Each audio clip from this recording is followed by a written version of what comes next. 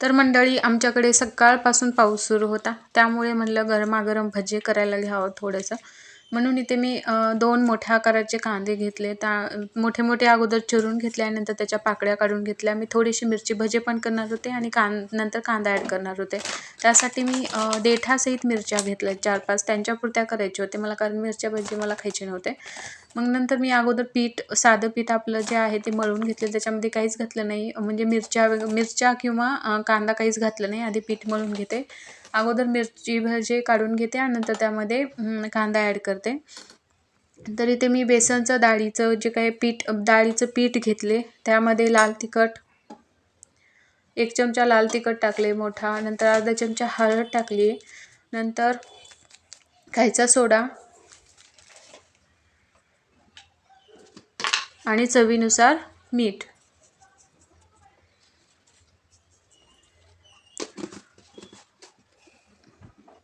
आणि टाकून आपल्याला मिक्स करून घ्यायचं आहे. आता तुम्ही चमच्याने मिक्स करू शकता, कारण थोडीशी हाताची नंतर आग पडते, पण आपल्या माणसासाठी आपण एवढा त्रास तर सहन करू शकतो.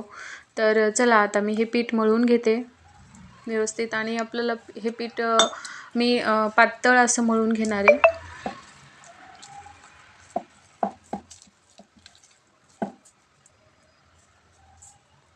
त्यामध्ये तो कांदा होता, पण मला वाटलं ते काय आहे, त्यामुळे मी ते टाकूनच दिले.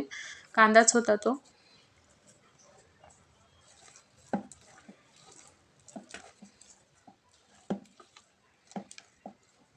तर आता हे पीठ व्यवस्थित असं मळलेलं आहे, घट्ट. थोडंसं पाणी टाकते, त्यामुळे ते भिजून थोडंसं अजून छान भिजेल. मग नंतर पीठ भिजलेलं आहे, तुम्ही बघू शकताय. त्यामध्ये मी थोडं हातावर हे करून ओवा टाकला आहे. त्यानंतर थोडेसे जिरे. हे जिरे आणि ओव्याचं कूट तुम्ही एकत्र वाटून पण टाकू शकता. आणि जिरे आणखीन एकदा मिक्स करून घ्यायचे,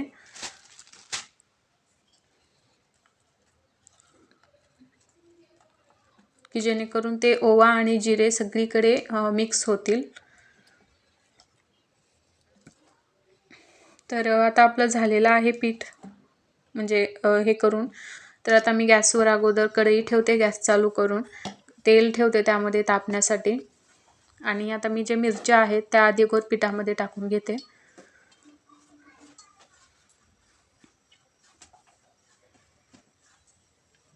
पूर्ण मिरच्या ज्या आहेत पिठामध्ये पूर्ण भिजवून घ्यायचे आणि पूर्ण पीठ ते लागलं पाहिजे मिरच्यांना. तर तेल तापलेलं होतं. तर चला, आता मी तळायला घेते.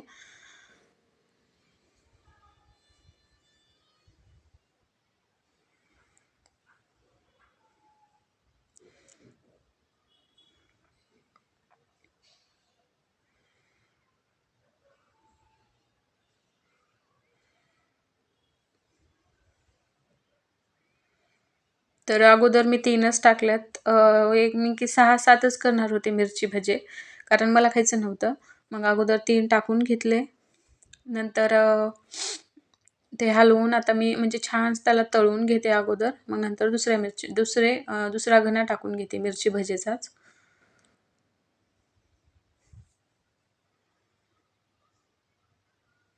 आणि ते थोडीशी मदत करू लागतात मला ते, कारण त्यांना गरम गरम खायचे होते. आणि इकडे मी टाकला होता घणा, पण ते हे करत होते. तर चला, आता आपला पहिला जो घणा आहे मिरची भजीचा तो तळत आलेला आहे.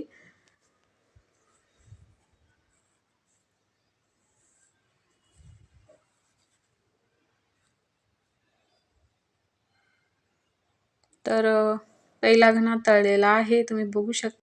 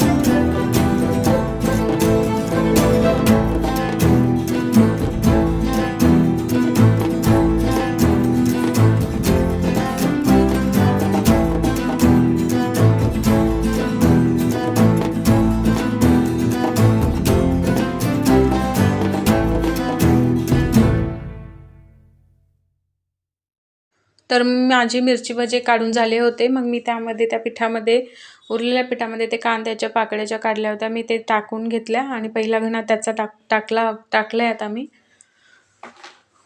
तर आता मी हे असे 2-3 घणे होतील ते मी काढून घेते.